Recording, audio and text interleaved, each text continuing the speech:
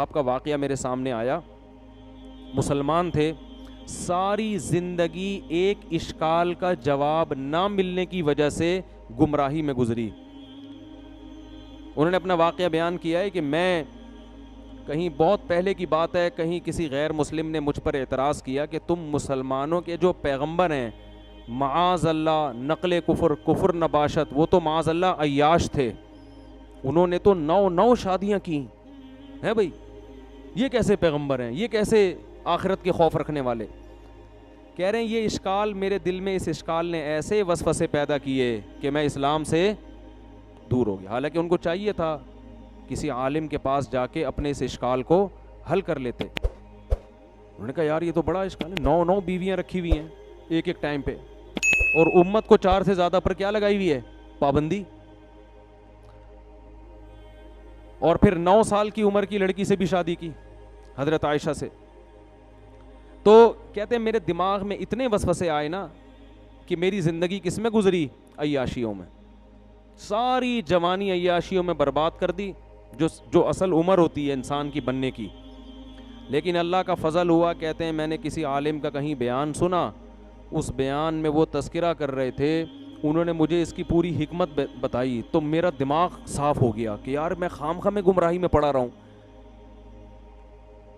میں بھی ایک دفعہ ایئرپورٹ پہ تھا نا, ایک خاتون بڑی لبرل قسم کی, وہ آئیں اور مجھے کہنے لگیں کہ آپ مفتی طارق مسعود صاحب ہیں. میں نے کہا جی. ایک سوال پوچھنا ہے, آپ ناراض تو نہیں ہوں گے؟ پوچھ لیں. میرے گھر والے بھی ساتھ تھے. میں نے کہا پوچھ لیں. تو میں نے کہا, کہتی ہیں کہ میں نے تجربہ یہ ہے کہ جب مولانا ٹائپ کے لوگوں سے اس طرح کا سوال پوچھو تو وہ غصہ کرتے ہیں. وہ کیا کرتے ہیں؟ غصہ. اور گستاخی کا فوراً فتویٰ لگا دیتے ہیں کہ آپ تو نبی کے گستاخ ہو. میں نے کہا آپ بالکل آزاد ہو کے سوال پوچھیں, میں آپ پہ گستاخی کا فتویٰ نہیں لگاؤں گا. العیس سوال, حدیث میں آتا ہے کہ جو محتاج ہے نا اس کا تو علاج ہی سوال میں. اگر اس پہ سوال پہ پابندی لگا دو گے, وہ بیچارہ کیسے, وہ گستاخی کے چکر میں ہی لگا رہے گا. اگر ٹھیک ہے سوال مہذب انداز میں ہونا چاہیے, الفاظ شائستہ ہونے چاہیے. تو ان محترمہ نے سوال یہی کیا جو ان صاحب نے کیا تھا کہ نبی صلی اللہ علیہ وسلم نے 9 بیویاں کیوں رکھیں, اور اتنی کم عمر لڑکی سے آپ نے نکاح کیوں کیا. کہہ رہی یہ سوال میرے دماغ میں پک پک کے نا مجھے اسلام سے سوال نے دور کر دیا. میں نے ان سے کہا مجھے ایک بات بتائیں, اگر نبی صلی اللہ علیہ وسلم نے یہ کام معاذ اللہ عیاشی کے لیے کیا ہوتا تو عیاشی کی عمر 50 سال ہوتی ہے یا 25 سال؟ بولو نا. عیاشی کی عمر 50 سال ہوتی ہے یا 25 سال میں زیادہ عیاشی ہوتی ہے؟ 25 سال میں ہوتی ہے نا. 25 سال میں آپ صلی اللہ علیہ وسلم 40 سال کی عورت سے شادی کر رہے ہیں جو 2 دفعہ بیوہ ہو چکی تھی. نہیں آ رہی بات میرا خیال. ایک تو 25 سال میں کوئی عیاش آدمی 40 سالہ عورت کنواری سے بھی شادی نہیں کرے گا. کر کے تو دیکھو, ابھی پورا خاندان کاٹ کے پھینک دے گا آپ کو. اول تو خود ہی نہیں کرو گے. نمبر 2, 25 سال کی عمر میں 25 سال کی اگر بیوہ مل رہی ہو تو اس سے بھی کوئی شادی نہیں کرے گا. اور 25 سال کی عمر میں ایسی بیوہ جو 2 دفعہ بیوہ ہوئی ہو اور اس کی عمر 25 سال ہو, اس سے بھی کوئی شادی نہیں کرے گا. تو 2 دفعہ بیوہ ہوئی ہے. تو نبی ایسی خاتون سے پہلی شادی کر رہے ہیں 25 سال کی عمر میں جو بیوہ بھی ہے, 2 دفعہ بیوہ, اور عمر بھی کتنی ہے, 40 سال. اور عرب میں 10 بیویاں رکھنے کا رواج تھا. یہ تو اسلام نے 4 پہ آ کے باؤنڈ کیا ہے. 10 بیویاں رکھنے کا رواج تھا, مگر 15 سال جو جوانی کا بہترین حصہ ہے وہ اسی ایک عورت کے ساتھ گزار دیا, دوسری شادی نہیں کی. بہت مشکل ہے بات سمجھانا. اس سے صاف پتہ چلتا ہے کہ ہمارے نبی کے مزاج میں عیش و عشرت بولو نہیں تھا. حالانکہ عرب میں کم عمر لڑکیوں سے شادی کا رواج بھی اور 10 بیویاں رکھنے کا رواج تھا. بہت سے صحابہ مسلمان ہوئے ہیں نا, تو جب اسلام قبول کیا ان کے نکاح میں 10 بیویاں تھیں. آپ نے فرمایا 4 کو رکھو, باقی سب کو کیا کر دو, چھوڑ دو. 4 سے زیادہ کی اجازت نہیں ہے.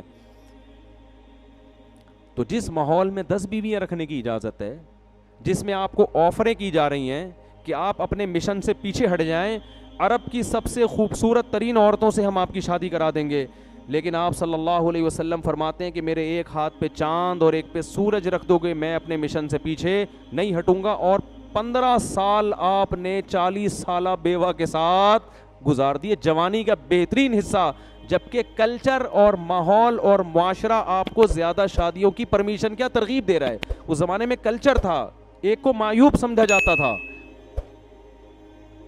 پھر جب آپ کی عمر 50 سال ہوتی ہے اور ہجرت کا وقت آتا ہے, اس وقت آپ دھڑا دھڑ نکاح کرتے ہیں. یہ صاف بتانے کے لیے کہ آپ نے جو اتنی بیویاں رکھیں یہ اپنے مزاج یا معاذ اللہ عیش کی وجہ سے نہیں, بلکہ اسلام کے حکم کی وجہ سے, کیونکہ اسلام کے احکام نبوت کے بعد اور ہجرت کے بعد آنا شروع ہوئے ہیں. ہجرت سے پہلے اسلام کے تفصیلی احکام نہیں آئے تھے. بات آ رہی ہے سمجھ میں؟ اور پھر ان 9 بیویوں میں بھی صرف ایک کنواری ہیں, باقی 8 کیا ہیں؟ طلاق یافتہ اور بیوہ.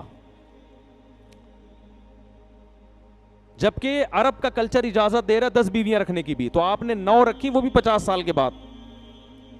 اور امی عائشہ رضی اللہ تعالی عنہا فرماتی ہیں مجھے کسی سوکن پہ حسد نہیں, رشک نہیں آتا تھا مجھے اپنی کسی سوکن پہ, کیونکہ مجھے پتا تھا نبی کو سب سے زیادہ محبت کس سے ہے؟ مجھ سے. فرمایا مجھے اگر آتا تھا نا تو خدیجہ پہ آتا تھا, 40 سالہ بیوہ پہ ہیں بھائی, جن کا انتقال ہو چکا تھا. نبی موت کے بعد بھی ان کو یاد رکھتے تھے. ایک دن امی عائشہ نے فرمایا یا رسول اللہ بڈھی عورت سرخ جبڑوں والی, آپ اسے کیوں سوچتے ہو, اسے کیوں یاد رکھا ہے آپ نے؟ آپ صلی اللہ علیہ وسلم کو غصہ آ گیا. تو جو عیش پرست ہوتا ہے وہ اپنی بوڑھی بیوی کو یاد رکھتا ہے؟ بولو ہے بھائی, وہ کبھی یاد نہیں رکھتا. امی عائشہ فرماتی مجھے اگر غیرت آتی تھی نا, غیرت جیسے عورت میں ہوتا ہے نا کہ بھائی, تو وہ قسط پہ آتی تھی. وہ نبی کی حضرت صفیہ رضی اللہ تعالی عنہ حسن و جمال میں مشہور تھیں. حضرت عائشہ کا حسن و جمال نہیں تھا. حضرت عائشہ کو نبی سے جو یعنی اتنا نہیں تھا, نبی کو جو امی عائشہ سے محبت تھی وہ آپ کی علم اور فقہی بصیرت اور ذہانت کی وجہ سے تھی. ذہین بے انتہا تھی, اس لیے محبت تھی. ورنہ آپ صلی اللہ علیہ وسلم کی دوسری زوجہ حضرت عائشہ سے زیادہ خوبصورت تھیں, لیکن اس خوبصورت بیوی پہ حضرت عائشہ کو رشک یا غیرت نہیں آتی تھی. ان کو پتا تھا نبی کی طبیعت ان کی طرف زیادہ مائل نہیں ہے, اگرچہ وہ خوبصورت ہیں. نبی مجھ سے زیادہ محبت کرتے ہیں کیونکہ اللہ نے مجھے ذہانت دی ہے, علم دیا ہے, اور میں ابو بکر کی بیٹی ہوں. لیکن امی عائشہ فرماتی ہیں مجھے اگر غیرت کسی زوجہ پہ آتی تھی, یعنی غیرت کا مطلب جیسے سوکن میں ہوتا ہے نا کہ کاش وہ زوجہ آپ کی زندگی میں نہ آتی, وہ کس پہ؟ خدیجہ پہ. ایک ہندو نے لکھا ہے, میں نے خود پڑھا ہے ہندو کی کتاب میں, ہندو نے لکھا ہے کہ اس قدر اپنی پہلی بیوی سے محبت کرنا جس کی عمر بھی زیادہ ہو, یہ عیش پرست آدمی کا کام نہیں ہو سکتا.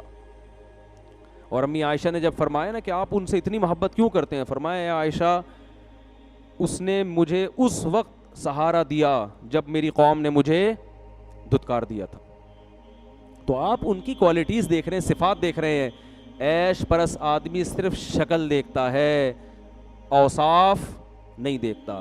تو ہندو نے لکھا ہے کہ نبی نے جو بڑی عمر میں جا کے اتنی شادیاں کی ہیں, ہندو اس کا اعتراف کرتا ہے کہ اس سے صاف پتہ چلتا ہے اس عمل کا مقصد اپنی قوم کے مردوں کو کثرت نکاح کی ترغیب دینا تاکہ وہ بھی معاشرے کی بے سہارا عورتوں کو سہارا دیں.